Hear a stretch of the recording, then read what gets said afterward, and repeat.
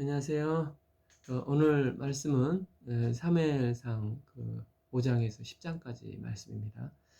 요절은 7장 9절. 사무엘이 이스라엘 온 족속에게 말하여 이르되 만일 너희가 전심으로 여호와께 돌아오려거든 이방 신들과 아스다롯을 너희 중에 제거하고 너희 마음을 여호와께로 향하여 그만 섬기라.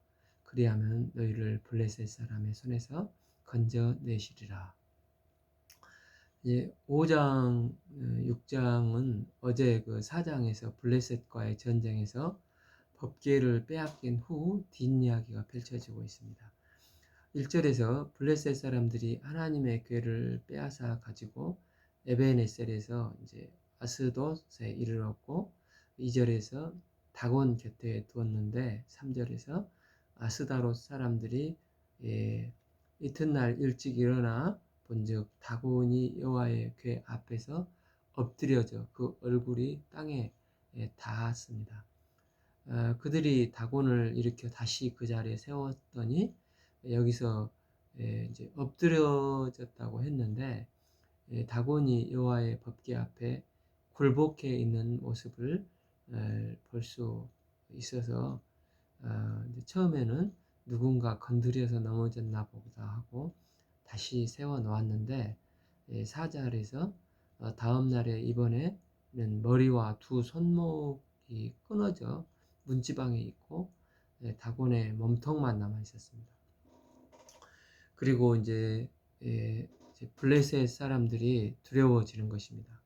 6절에서 여호와의 손이 아스돗 사람에게 독한 종기의 재앙으로 그 지역을 쳐서 망하게 하셨습니다. 7절에서 아스돗 사람들이 이를 보고 이스라엘 신의 궤에 우리와 함께 못하게 할지라 그의 손이 우리와 다곤을 친다 이렇게 하고 이제 8, 9절에서 아스돗에서 법궤를 기드온 가드로 이렇게 옮기는데 전염병이 생겨 그 성이 힘이 큰 환란을 더하게 되었습니다. 그래서 또 10절에서 5개 블레셋 도시 국가에서 이제 세 번째 국가인 에그론으로 이제 보내졌는데 에그론 사람들이 불을 지져서 이스라엘 신의 궤를 우리에게 가져다가 우리와 우리 백성을 죽이려 한다 난리가 난 겁니다. 이 부분이 알려주는 것은 이스라엘은 비록 졌지만 하나님은 결코 지지 않으셨다는 것을 알려주고 있습니다. 하나님께서 법궤를 마치 부적처럼 대우한 이스라엘은 징계하셨지만 그러나 결코 하나님은 지지 아니하셨습니다. 그래서 이제 법궤 혼자 막 돌아다니고 있는 것입니다. 11절에서 이제 블레셋 방백들이 궤를 보내어서 있는 곳으로 돌아가게 하고 이 백성의 죽음 당함을 면하게 하고자 하는데 이는 온 성이 엄중하신 하나님의 손에 사망의 환란을 당하였기 때문입니다. 이제 1절에서 여호와의 궤가 블레셋 지방에 있은 지 이제 7달이 되었습니다. 이 방백들이 이제 좀 이중적으로 보여주는 게 자기들끼리 있을 때는 자기들 나름대로 제사도 드리고 여호와의 이제 진노를 누그러뜨리기 위해서 이방신의 풍습인 4절에서 보면 금으로 종기 모양의 쥐 모양을 만들어서 제단에 바치면서 여호와의 화를 누그러뜨리고자 했습니다. 문제는 뭐냐면 고대 사회에서 이 블레셋의 주신인 이 다곤 신이 이스라엘 신인 여호와에게 졌다고 인정하기가 어려운 것입니다. 그래서 그들에게 원래 언약궤를 이스라엘에 돌려보내 주겠다는 생각을 하게 되는데 그래서 이제 자기들은 이미 여호와 때문에 이 모든 재앙으로 말미암았음을 인정하는 모습을 보여주는데 또 이제 백성들에게 말을 합니다. 백성들을 모아놓고는 7절에서 이 법궤를 젖나는 어미소 2마리에 메어가지고 막 태어난 새끼 송아지를 집으로 돌려보내고 이 보통 어미 송아지는 막 낳은 새끼 송아지의 모성 본능이 발달해서 새끼 송아지를 찾아간다고 합니다. 9절에서 이미 이제 어미소가 이스라엘 베세메스 쪽으로 가면 이 큰 재앙은 여호와로 말미암은 거고, 만약 이 소들이 베세메스 쪽이 아닌 다른 곳이나 또 새끼 송아지 쪽으로 가면 이 재앙은 여호와 하나님과 아무 상관없는 우연히 당한 것인 줄 알라, 이렇게 합니다.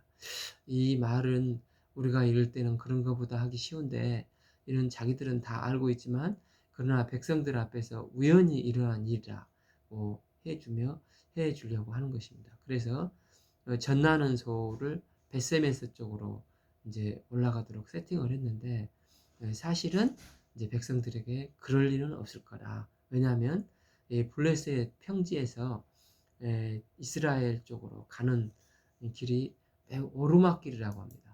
그러니까 설마 그 전나는 소가 굉장히 무거운 언약궤를 메고 저기 새끼를 놔두고 그쪽으로 올라가지는 않겠지. 당연히 새끼 송아지에게 갈 거라고 하면서 이제 가팔은 베세메서 쪽이 아닌 다른 곳에 아무 곳이라도 가면 이제 되는 것입니다.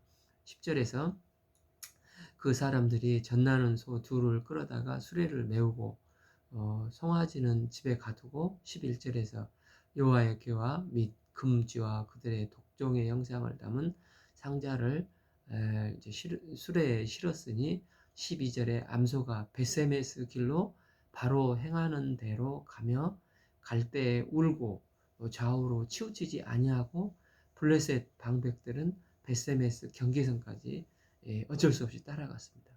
블레셋 사람들이 다 보는 앞에서 여호와께서 승리하셨다는 것을 볼 수가 있습니다.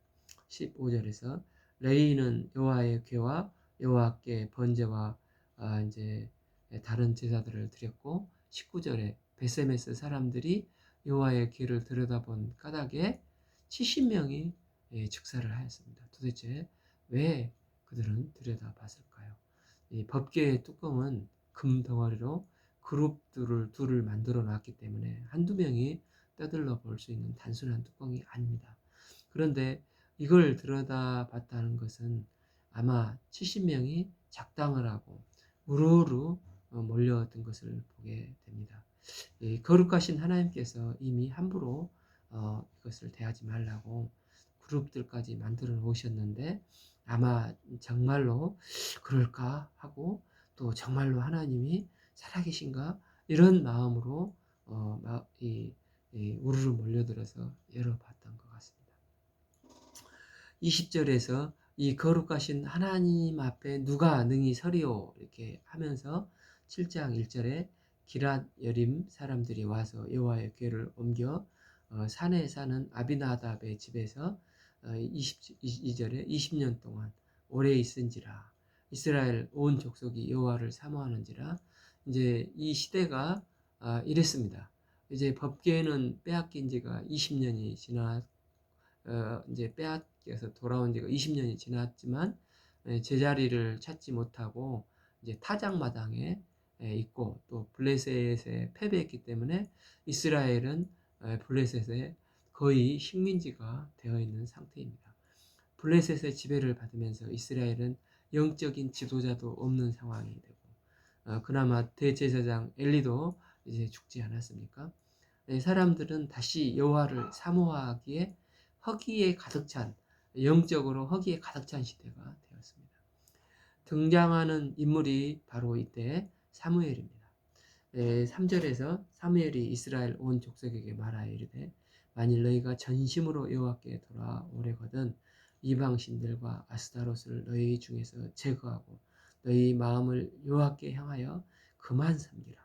그리하면 너희를 블레셋 사람의 손에서 건져내리라 하십니다. 사무엘은 백성들에게 분명히 방향을 제시를 합니다. 백성들은 지금 이방신들과 아스타롯을 섬기고 있습니다. 성경에 등장한 우상이든 신화에 나오던 신들은 다 커플이 있습니다.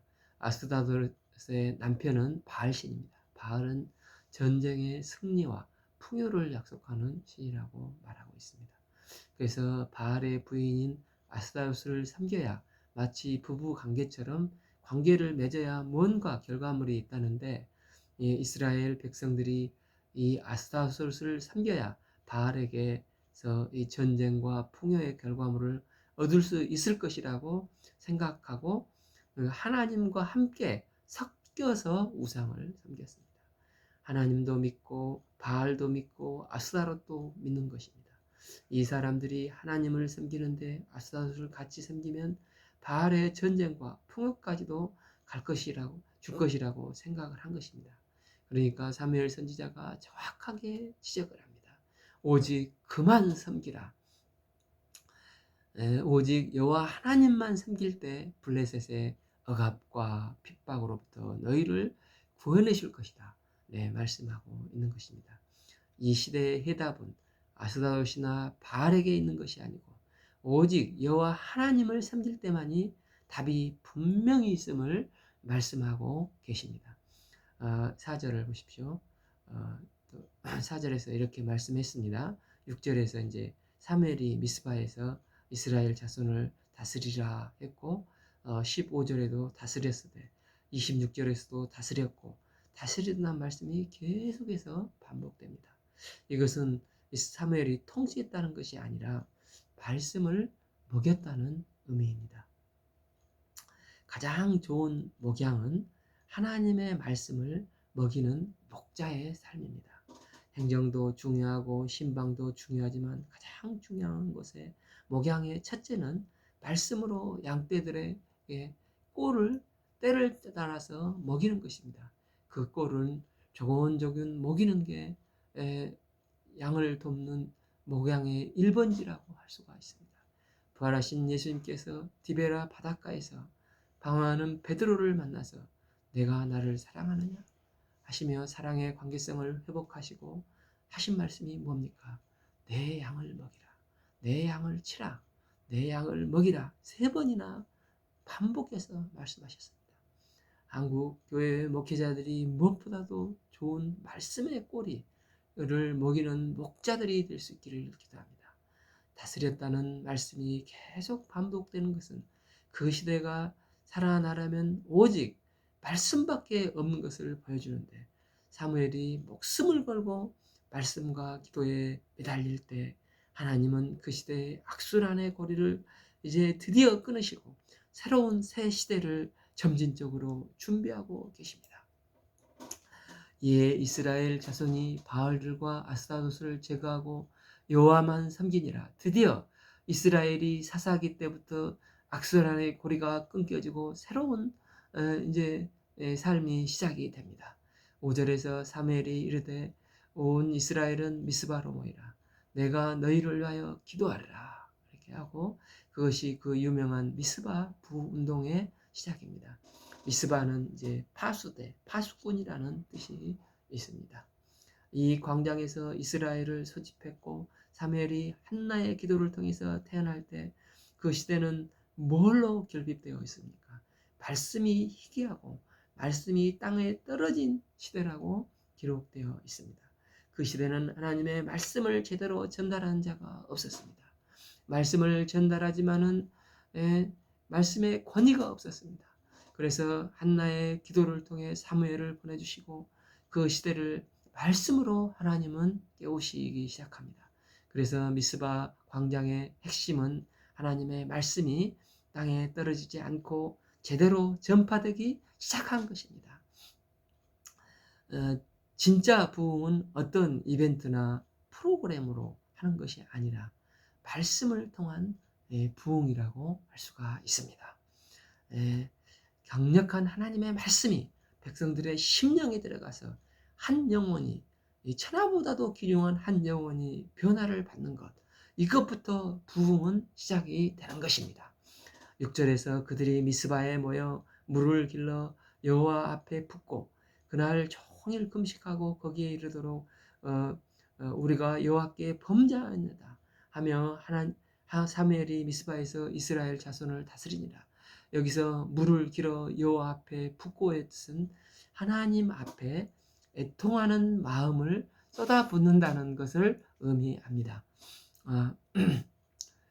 참된 부흥은 이처럼 통곡과 눈물이 동반이 됩니다. 항상 진정한 부흥 앞에는 한 영혼의 통곡이 있든지 그 시대에 대한 울음이 있습니다. 한나가 엘리 제사장 앞에서 나는 슬픈 여자라 하며 통곡을 했, 심정을 통한 통곡을 했습니다. 그 시대가 이런 슬픔을 잃어버렸기 때문에 이런 현상이 있습니다.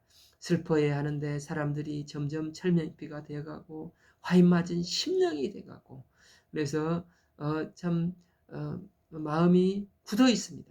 그런데 미스바 광장에서 하나님의 소집이 있었고 백성들이 사무엘 선지자의 전하는 말씀 통해서 이제 통곡이 시작이 되는 것입니다. 7절에서 이스라엘 자손이 미스바에 모였다 함을 듣고 블레셋 방백들이 이스라엘을 치러 올라온지라. 미스바에 이스라엘이 모이니까 블레셋은 오해를 하고 일종의 경찰 병력을 보내서 혹시 반역을 일으켜 독립전쟁을 하려는가 아닌가 하고 저 경찰 병력을 보냅니다. 이스라엘 백성들이 그것 때문에 모인 것이 아닙니다. 하나님은 결국 누구에게 승리를 주셨습니까? 10절에서 사무엘이 번제를 드릴 때 블레셋 사람이 이스라엘과 싸우려고 가까이 오매 그날에 여호와께서 블레셋 사람에게 큰 은혜를 바라여 그들을 어지럽게 하시니 그들이 이스라엘 앞에 패한지라. 이건 삼손 이후에 처음으로 이스라엘이 블레셋과의 싸움에서 이긴 싸움이 되었습니다. 전쟁은 결국 총칼로 이기는 것이 아니라 기도와 예배로 이기는 것을 보여주고 있습니다. 이스라엘이 말씀과 예배의 허복으로 블레셋이 격퇴가 되었습니다. 우리가 말씀 앞에 바로 서면 나머지는 하나님께서 책임져 주시는 것을 이런 믿음을 가져야 하겠습니다. 이렇게 사무엘이 살아있는 동안에 블레셋이 더 이상은 이스라엘을 건드리지 못하고 이스라엘을 잘 다스리면서 7장은 이제 좋게 끝납니다. 사사기 암울한 상황에서 이제 8장에서 사무엘이 이제 늙었습니다. 1절에서 사무엘 아들들이 나오는데 이 아들들을 사사로 삼았는데 3절에서 그 아들들이 아버지의 행위를 따르지 아니하고 이익을 따라서 뇌물을 받고 판결을 굽게 해서 아들들이 또 별로이고 또 사고를 쳤습니다. 4절에서는 백성들이 사무엘에게 와서 드디어 5절에서 사사기부터 계속해서 왕이 있었으면 했는데 누군가 나올 때마다 당신이 우리의 왕이 되셔서 말을 하지 않았습니까? 기드온에게도 그랬고 아비멜렉에게도 입다에게도 이제 백성들이 아주 이제 사무엘 선지자 앞에서는 공식적으로 왕을 세워달라고 우리에게 왕이 필요합니다. 이야기를 하고 있는 것입니다. 여기서 왕과 사사의 차이점이 무엇입니까? 사실 사무엘서나 그 이전의 사사들은 제일 큰 차이가 세습되지가 않았습니다. 사무엘이 자기 아들들에게도 계속 사사가 될 수 있지만 그렇지 않을 수가 있는 것입니다. 그러면 사사는 늘 있지 않는 것입니다. 하나님께서 세우실 때만 사사가 있는 거고 특별한 일이 없으면 사사가 없습니다. 사사가 없으면 정치는 그냥 장로들이 알아서 하는 것입니다. 레인들과 장로들이 지역별로 하나님의 율법에 따라서 판결하고 살면 되는 것입니다. 그런데 이제 백성들이 그걸 원치 않는 것입니다. 우리가 하나님의 말씀을 떠나 있을 땐또 언제든지 우리를 지켜줄 수 있는 왕, 우리가 하나님의 말씀에 합당할 때만 우리를 지켜주시고 하나님의 말씀을 떠나면 버리는 게 아니라 잠깐 말씀을 떠나더라도 우리를 지켜줄 수 있는 왕이 필요하다는 것입니다. 이제 6절에서 우리에게 왕을 주어 우리를 다스리게 해주소서 할 때 사무엘은 그것을 기뻐하지 아니하고 여호와께 기도를 드렸는데 여호와께서 7절에 사무엘에게 이르되 내 백성이 내게 한 말을 다 들으라 하시면서 백성이 너를 버린 것이 아니라 나를 버린 것이다. 이렇게 말씀하시고 9절에서 그러면서 너는 그들에게 엄히 경고하고 그들을 다스릴 왕의 제도를 가르치라고 하시고 11절에서 백성들에게 왕이 생기면 그들이 병거 앞에 달릴 것이며 12절에 왕의 병거가 무기와 장비도 만들게 할 것이고 또 전쟁에 억지로 징집되고 죽게 되고 13절에 너희의 딸들도 빼앗길 거고 14절에 원치 않는 세금을 내야 하고 이런 이야기들을 하는데도 백성들은 괜찮습니다. 왕을 주십시오. 그래서 19절에 이제 우리도 우리의 왕이 있어야 하리니 22절에 여호와께서 사무엘에게 이르되 왕을 세우라고 말씀을 하십니다. 그래서 이제 9장부터 드디어 이제 첫 번째 왕이 등장합니다. 사울이 자신을 사무엘이 세워줄 때 이제 21절을 보면 이스라엘 지파에서 가장 작은 지파 베냐민 사람이 아닙니까? 이러면서 굉장히 자신 없는 모습을 보여줍니다. 사실 사울은 굉장히 자신이 있을 만한 사람이었습니다. 1절에서 보면 베냐민 지파의 기스라 하는 사람이 있고 2절에서 기스의 아들이 사울인데 이제 준수하다고 했죠. 모든 백성보다 어깨 위만큼 키가 컸습니다. 이를 볼 때 사울은 굉장히 키가 크고 얼굴도 잘생겼습니다. 그런데 자신을 굉장히 낮추어 말할 뿐 아니라 실제로 왕을 제비 뽑기로 했을 때도 이제 10장 27절에서 불량배들이 사울을 무시합니다. 이 사람이 어떻게 우리를 권하겠느냐 멸시합니다. 이건 사울 개인의 문제가 아니고 뒷 배경인 베냐민 지파가 나옵니다. 사사기 마지막 때 우리는 배웠죠. 베냐민 지파의 남자만 이제 600명이 남을 정도로 거의 몰살이 되었습니다. 사실 이제 600명이 남은 기간이 사사 이제 3, 400년이 흐르니까 어느 정도는 회복이 되어 있다 할지라도 다른 지파가 최소 3만 명, 많게 7만 명 할 때 베냐민 지파는 이제 600명으로 시작을 했으니 인원이 적을 뿐만 아니라 이제 큰 사고를 쳐서 베냐민 지파는 이제 12지파 중에서 무시받는 지파였습니다. 그래서 사울 자신도 너무 자신감 없는 모습을 보여주고 있습니다.